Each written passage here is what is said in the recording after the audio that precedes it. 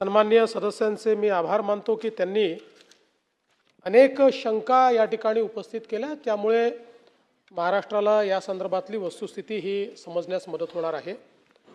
पहिल्यांदा तर आपल्याला मी लक्षात आणून देतो की आपलं जे महावितरण आहे हे आता देशातली सर्वात मोठी कंपनी झाली। आपण 1 लाख कोटीचा वर्षाचा महसुलाचा टप्पा या ठिकाणी पार केलेला आहे आणि आता जवळपास आपल्याला कल्पना आहे की स्मार्ट मीटरिंगच्या माध्यमातून मोठ्या प्रमाणात आपण हा जे काही तफावत आहे तफावत देखील कंट्रोलमध्ये आणली आहे। आता मुळामध्ये हे जे काही कन्फ्युजन्स तयार झाले आहेत तर त्याच्यामध्ये पूर्वीच्या काळामध्ये जे TOD time of the day आपण जे म्हणायचो याचे तास होते रात्री 12 ते 6, कारण रात्री 12 ते 6 आपल्याकडे विजेची खपत होत नव्हती, जास्त वीज होती आपल्याकडे आणि म्हणून आपण त्या काळामध्ये जर कोणी वीज वापरली तर त्याला सबसिडी द्यायचो। आता परिस्थिती उलटी आहे। आता परिस्थिती ही आहे की आपल्याकडे दिवसा वीज जास्त झालेली आहे, कारण सोलरची वीज ही सोलर अवरमध्ये येते। सोलर अवर 9 ते 5 आहेत, 9 वाजेपासून 5 वाजेपर्यंत आपल्याकडे अबंडंट वीज असते आणि म्हणून आता आपण काय केलंय, सोलर अवरमध्ये जास्ती वीज असल्यामुळे 9 ते 5 या वेळात जर कोणी आपली वीज वापरली तर त्याला 25% सूट आपण देतो। त्यामुळे कुठेही आपण सोलारचं हे कमी केलं आहे किंवा महत्त्व कमी केलं आहे किंवा कोणावर काही नवीन लादलं असं नाही आहे। तर आपण रात्री 12 ते 6 आणि आपल्याला माहिती आहे 12 ते 6 वापरणारे किती लोक असतील, कंटिन्युअस प्लांट सोडला तर 12 ते 6 वापरणारे इंडस्ट्री पण नाही आहे, म्हणजे इंडस्ट्रीत कंटिन्यू प्रोसेस प्लांटच वापरतात आणि म्हणून आता जो आपण नियम केलेला आहे त्याचा फायदाच होतोय।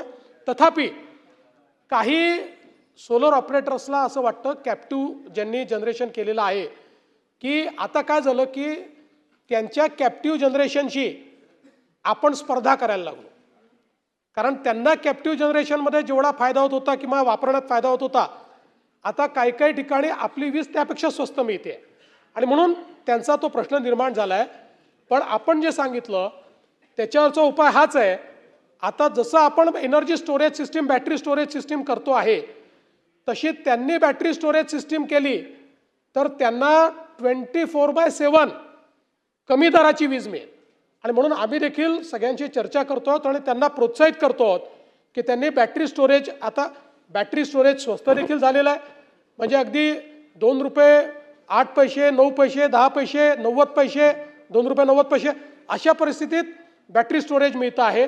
त्यामुळे त्यांनी जर बॅटरी स्टोरेजवर ते गेले तर त्यांना हा प्रश्न उरणार नाही, त्यांच्याकरता उलट अधिक फायदा होईल आणि आपण आता जी सवलत देतोय ती कोणाची सवलत कमी करण्याचा प्रयत्न हा आपल्याला त्या ठिकाणी करावा लागणार नाही। आता दुसरा जो विषय आपण या ठिकाणी मांडला तो मी आपल्या लक्षात आणून देतो की जे काही या ठिकाणी टेरिफ हे पहिल्यांदा MERCने केलं होतं आणि ते टेरिफ त्यांनी परत घेतलं। त्याच्यावर विशेषतः अनेक स्टील इंडस्ट्रीतले लोक म्हणतात आमचं नुकसान झालं, कमी केलं होतं, पण एक लक्षात मला आणून द्यायचं आहे की जे आम्ही MERCच्या लक्षात आणून दिल्यानंतर MERCने स्वतः आपली चूक त्या ठिकाणी ठीक केली। त्यामध्ये ज्या चुका आपल्याला आढळून आल्या त्यात वीज खरेदीचे जे अंदाज आहेत त्याच्यामध्ये मोठ्या प्रमाणात चुका झाल्या होत्या आणि हा अंदाज किती, म्हणजे दरांमधली तफावत किती होती, तर जवळपास आपण जी एनर्जी खरेदी करतो यातले 80,000 कोटी रुपयाचे एनर्जीचे चार्जेस आपल्याला त्यांनी नाकारून टाकले होते त्यांच्या कॅल्क्युलेशनच्या चुकीमुळे, जे त्यांना आपण लक्षात आणून दिलं। त्यामुळे याने प्रॉब्लेम काय झाला असता, कंपनी डबघाईला गेली असती आणि पुढच्या वर्षी दुप्पट आपल्याला रेट करावे लागले असते।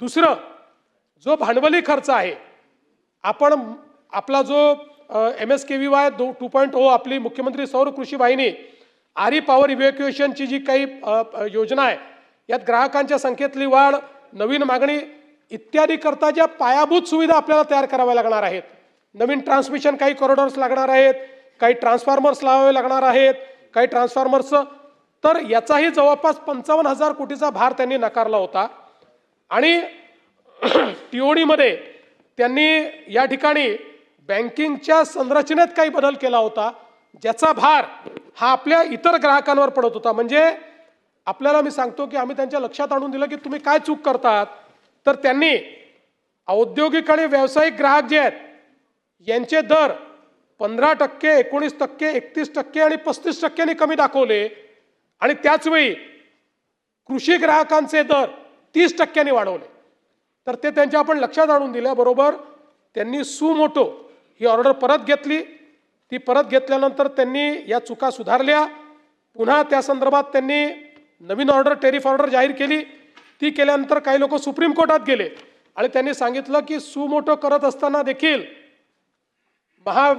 MERCने पुन्हा सुनावणी घ्यायला गरजेचं होतं.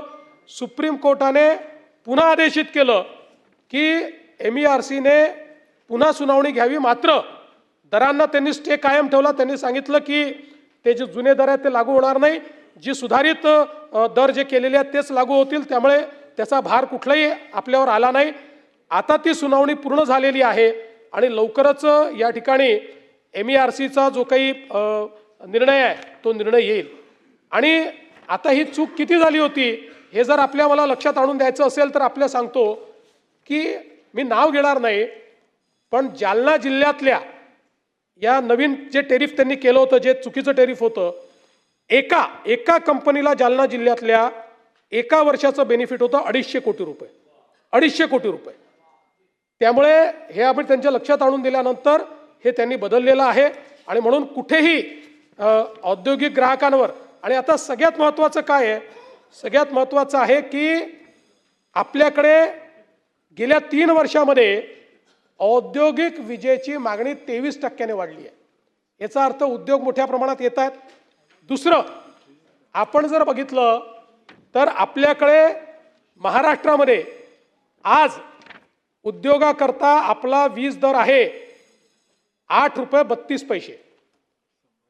आता याच्यापूर्वी दरवर्षी तो 9% वाढला आहे.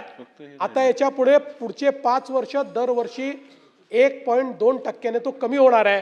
त्यामुळे आज आपला दर आहे 8 रुपये 32 पैसे. 29-30 मध्ये तो दर असेल 7 रुपये 38 पैसे. आता आपण इतर राज्यांची जरी तुलना केली आजच्या दराची, म्हणजे तो तर 29-30चा आपला दर हा देशात सगळ्यात कमी असेल. आजच्या दराची तुलना केली तरी महाराष्ट्र 8 रुपये 32 पैसे आहे, तमिळनाडू 9 रुपये 35 पैसे आहे, गुजरात 8 रुपये 43 पैसे आहे, राजस्थान 8 रुपये 13 पैसे आहे. त्यामुळे आपण जर बघितलं तर या ठिकाणी आपली ज्यांच्याशी स्पर्धा आहे अशा सगळ्या राज्यांच्या एकतर कमी किंवा त्यांच्या एवढाच आपला दर आहे. आणि 2029-30 साली या सगळ्या औद्योगिक राज्यांपेक्षा आपला वीज दर हा कमी असणार आहे.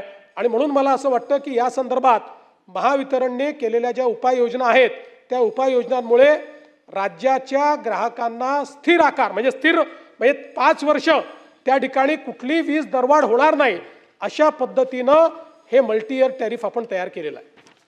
अशाच नवनवीन अपडेट्ससाठी डिजिटल कोल्हापूर चॅनेलला सबस्क्राईब करायला विसरू नका.